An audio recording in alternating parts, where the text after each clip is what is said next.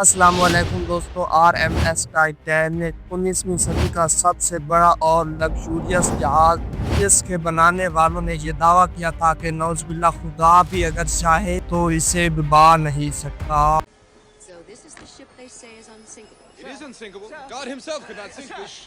انسنکیبل مانا جانے والا اس وقت تک کا دنیا کا سب سے بڑا اور لگژری جہاز، جس میں بیٹھے قریب 2224 پیسنجر، کوئی اپنی امیری دکھانے کے لیے تو کوئی ایک نئی زندگی کی شروعات کرنے کے لیے انگلینڈ سے نیو یارک کا سفر شروع کرتے ہیں، لیکن یہ سب نہیں جانتے کہ آگے ان کے ساتھ کیا ہونے والا تھا۔ یہ سفر ان کی زندگی کا سب سے دل دہلا دینے والا اور ان کی روح کو جھنجھوڑ دینے والا سفر بننے والا تھا، جس میں ان کے سامنے ہزاروں لوگ برف سے بھی ٹھنڈے پانی -2 ڈگری سینٹی گریڈ کے ٹمپریچر میں تڑپ تڑپ کر مرنے والے تھے۔ ایک ایسی چھوٹی سی غلطی جسے نظر انداز کرنا ٹائٹینک کو مہنگا پڑ گیا۔ آخر کیوں انسنکیبل مانا جانے والا آر ایم ایس ٹائٹینک، جسے بنانے میں ہزاروں مزدوروں نے تقریباً 3 سے 4 سال لگائے، 2 گھنٹے میں ہی ڈوب کر فنا ہو گیا۔ کتنے لوگ اس حادثے میں مرے اور کتنے لوگوں کو ریسکیو کیا گیا؟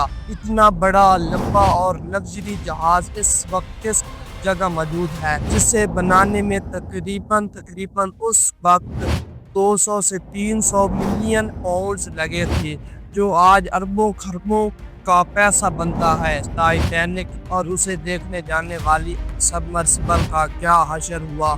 آئیے جانتے ہیں ٹائٹینک کا دل دہلا دینے والا انسیڈنٹ آج کی اس ویڈیو میں۔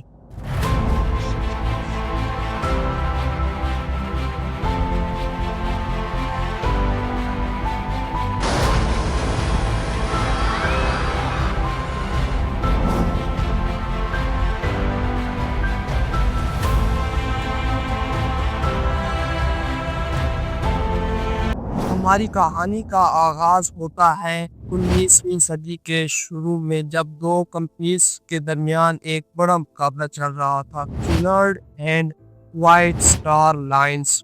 ان 2 کمپنیز کے درمیان ایک مقابلہ چل رہا تھا شپس بنانے کا، کون سب سے لگژری اور سب سے سپیڈ والی شپس بنا سکتا ہے۔ دراصل دوستو، ان دنوں جو ویلتھی ٹریڈرز اور بزنس مین ہیں، ان کو ٹرانسپورٹ کرنے کے لیے مہنگا اور پروفیٹیبل پیشن بن چکا تھا شپس کا۔ اب یہاں مقابلہ بڑا سخت تھا۔ کیونارڈ نے اپنی 2 بڑی شپس لانچ کی، لوزیٹینیا اینڈ میریٹینیا، 2 بڑی شپس جنہوں نے سپیڈ کے سارے ریکارڈ توڑ دیے اٹلانٹک کو پار کرنے میں۔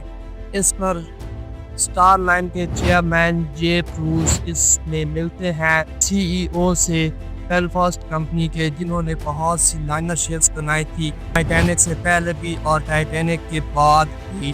یہاں 2 لوگ انہیں مشورہ دیتے ہیں کہ ہمیں سپیڈ چھوڑ کر کمفرٹ کو دھیان میں رکھ کر لگژری کو اپنا سمبل بنانا چاہیے، ایک لگژری جہاز بنانا چاہیے جو لگژری کے حساب سے، پرائسی کے حساب سے سب سے آگے ہو۔ ٹائٹینک کا کام شروع ہو جاتا ہے۔ اب تھوڑا فاسٹ فارورڈ کرتے ہیں 1909 میں، جہاں تھامس اینڈریو کام شروع کر دیتے ہیں ٹائٹینک کا، اور کیا کچھ نہیں تھا اس جہاز میں، ایک مکمل شہر آباد کرنے کا سوچ رہے تھے۔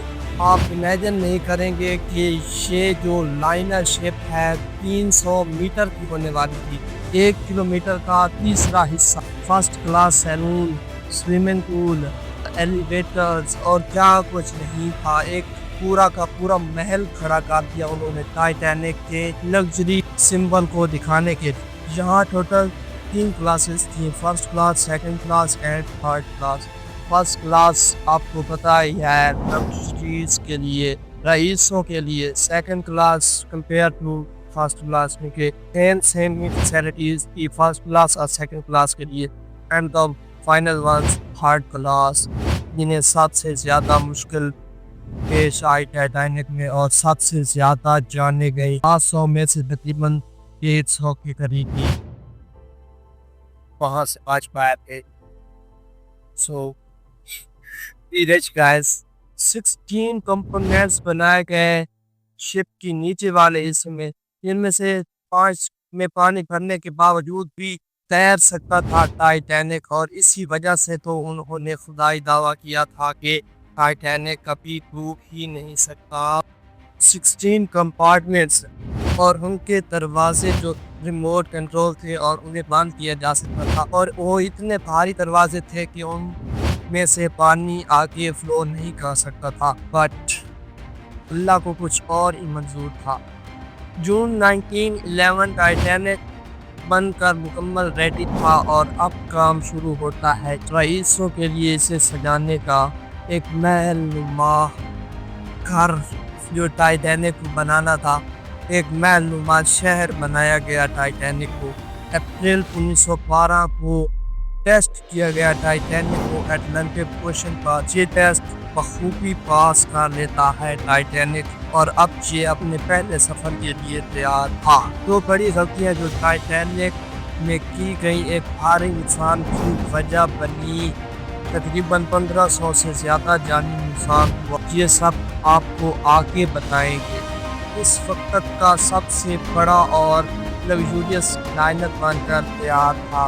52,000 टन वजन उठाने की कैपेसिटी रखने वाला, 300 मीटर लंबा, 30 मीटर चौड़ा और 50 मीटर ऊंचा RMS टाइटैनिक 24 डबल एंडेड और 5 सिंगल एंडेड बॉयलर्स रखने वाला। 2 प्रोपाइलर्स, एक पीछे लगा हुआ था और एक सेंटर में लगा हुआ था। 46,000 हॉर्स पावर का आउटपुट जनरेट करने वाला एक भारी इंजन। टाइटैनिक की जो स्पीड थी वो कम से कम 39 किलोमीटर पर और ज़्यादा से ज़्यादा 43 किलोमीटर पर और थी। यहाँ से हमारी कहानी का मुकम्मल आगाज होता है जब टाइटैनिक का ये सफ़र शुरू होता है। 10 अप्रैल 1912 टाइटैनिक अपने सफ़र का आगाज करता है।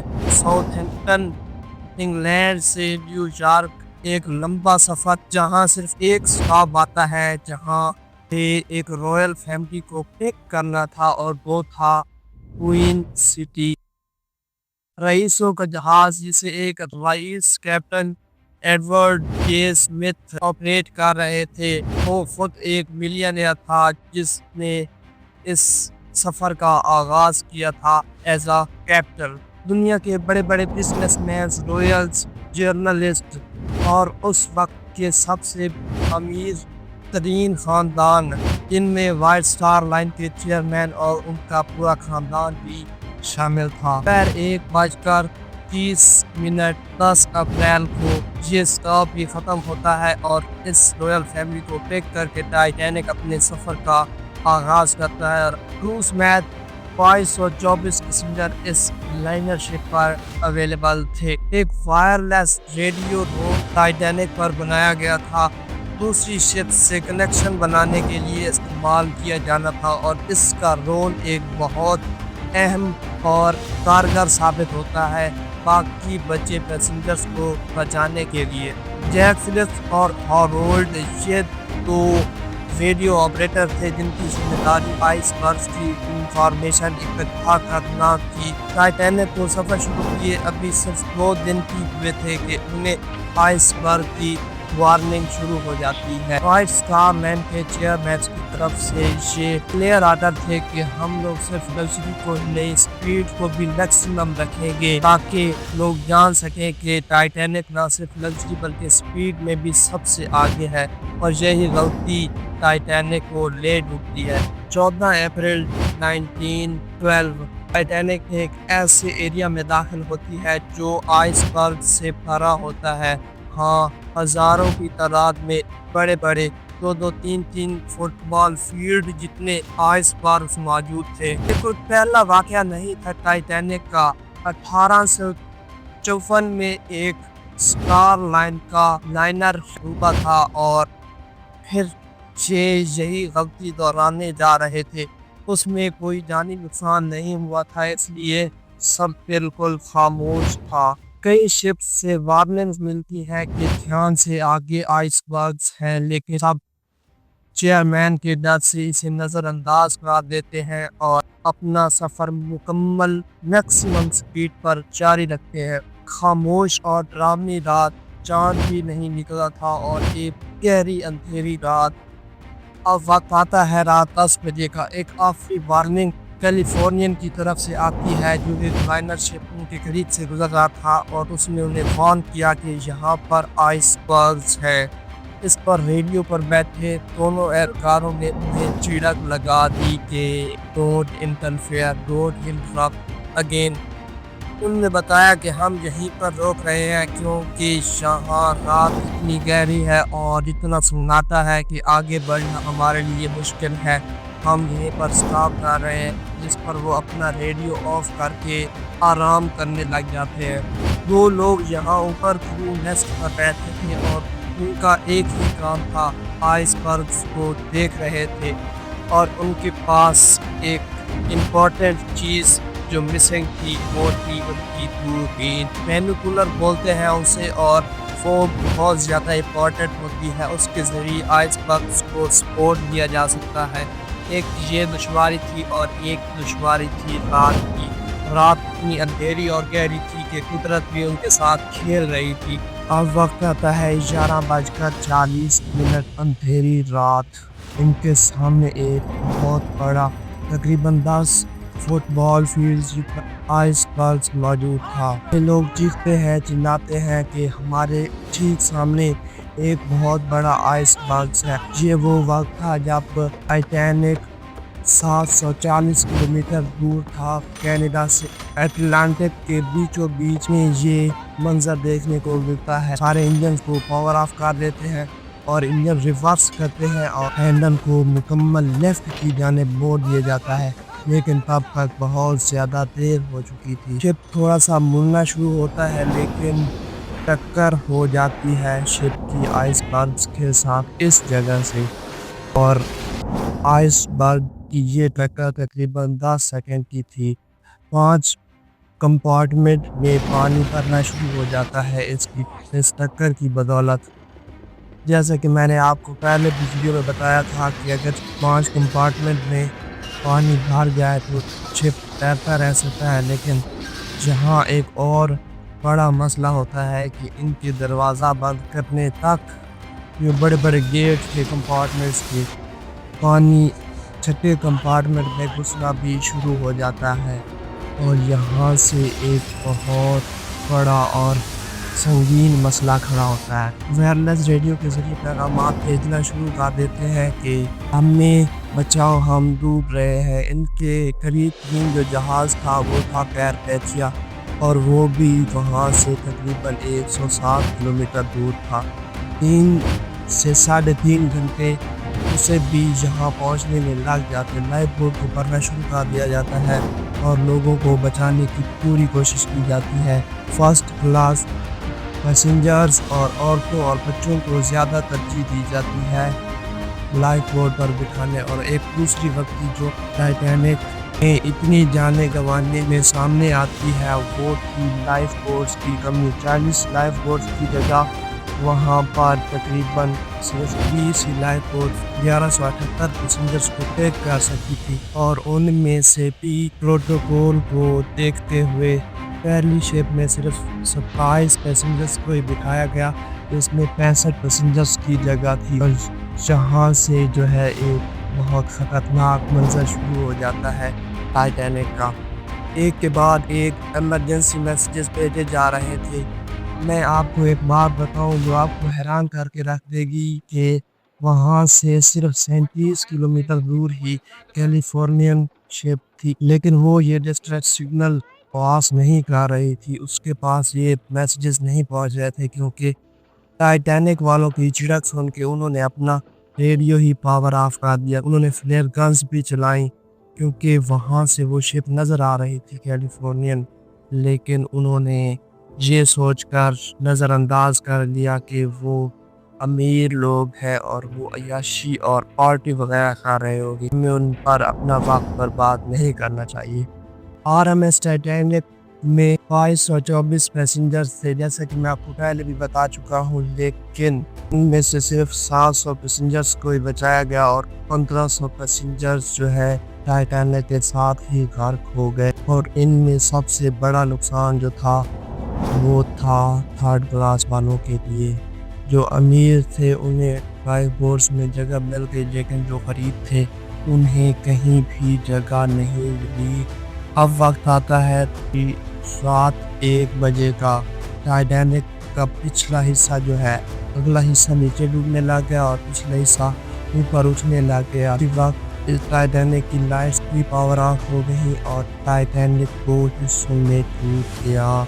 لوگ جو تھے وہ سارے ٹھنڈے پانی، برف سے بھی ٹھنڈے پانی، -2 سینٹی گریڈ ٹمپریچر والے پانی میں گر گئے اور تڑپنا شروع ہو گئے۔ رات 2:20 ٹائٹینک مکمل طور پر پانی میں غرق ہو گیا۔ اب بچ جانے والوں کے لیے یہ ایک اور مسئلہ تھا، کیونکہ ٹائٹینک جہاں پر ڈوب رہا تھا وہاں ایک کشش کی فورس پیدا ہو گئی، ایک ٹورنیڈو جیسا کہ کوئی بمندر وغیرہ جو ہے وہ بننے لگ گیا، کیونکہ نیچے جو ہے نا کشش کر رہا تھا۔ اتنا بڑا جہاز نہیں، یہ شہر جہاز تھا، لیکن خیر وہاں سے وہ لوگ کشتیوں کے ذریعے بچ گئے، تقریباً 700 کے قریب، اور باقی جو تھے وہیں پر پڑے رہ گئے۔ رات 3:30 پر کارپیتھیا جہاز وہاں پر پہنچتا ہے اور باقی ساری شپس کو ریسکیو کر لیا جاتا۔ واپس جاتے ہیں جہاں پر ٹائٹینک ڈوبا تھا، وہاں صرف لاشیں ہی تیر رہی تھی، تقریباً وہاں سے کوئی بھی نہیں بچا تھا۔ اس پر بعد میں بہت سی موویز بھی بنی۔ یہ تھی خودائی دعویٰ کرنے والے ٹائٹینک کی ایک دل دہلا دینے والی کہانی۔ اب بات کرتے ہیں 2023 میں شہزادہ سلمان اور اس کا والد 7.5 کروڑ روپے لاگت کی سبمرسیبل ٹائٹینک میں گئے تھے، وہاں ان کی ہڈیاں بھی نہیں ملی۔ ان کی ویڈیو انشاءاللہ آگے کسی موضوع پر بنائیں گے اور آپ کو انٹرٹین کرتے رہیں گے۔ اگر ویڈیو تھوڑی سی بھی انفارمیٹیو لگی ہو تو ہمارا چینل سبسکرائب، اور ہاں میں نے ایک ویڈیو بنائی تھی ڈائر فولف کی ڈی ایکسٹنکشن پر، وہ آپ لوگ یہاں پر دیکھ سکتے ہیں، اور اللہ نگہبان، سبسکرائب لازمی